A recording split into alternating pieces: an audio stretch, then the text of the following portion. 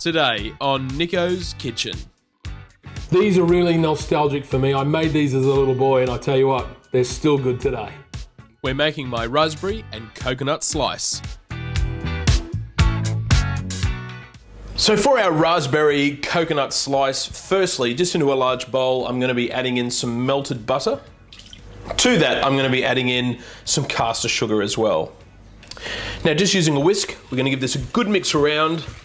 Next, we're going to be adding in 1 egg. And again, just incorporate that through, just give it a good whisk. So this is exactly what I'm after. It's pale, it's creamy. Now for our flours, first of all, I've got some plain flour. And I'm also going to use some self-raising flour as well. Now we're going to stir and combine those flours. Now at this stage, you do want something that resembles almost like a wet dough, as you can see here. Next, I'm going to be adding in some buttermilk. Now I love buttermilk, and the buttermilk really keeps the base nice and moist. And again, we'll just give this a good mix around and incorporate that. So just into a square cake tin, just lined with some baking paper, I'm going to pour in that mixture. So this is our bottom layer, and just spread that around. Now over the top of this layer, I'm going to be spreading over some raspberry jam.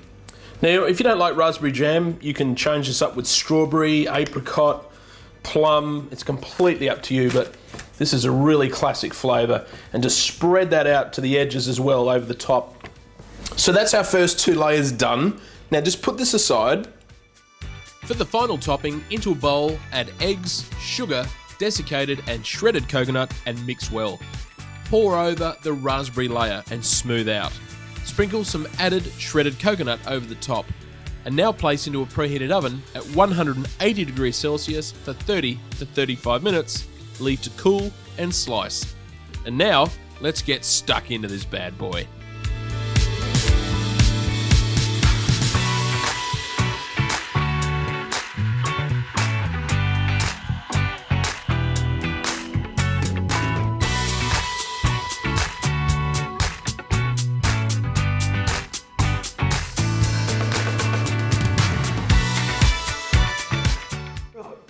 So I've got some really fond memories as a boy of making these with my nan, and just the smell that goes through the house when I make these today still reminds me of standing at the bench, just peeping over, watching my nan mix the bowl and letting me lick the spoon. It was good times. But these are just amazing to have in the house for when people come over and want a coffee or tea, or for those unexpected guests that just drop by to say hi. These are fantastic to have as something to eat. The flavour of these is just extraordinary. And like I said, you can change up the jams if you want to, but this one's a classic for me. Please give this a try. It's a childhood favourite, and it's going to be one of your favourites too.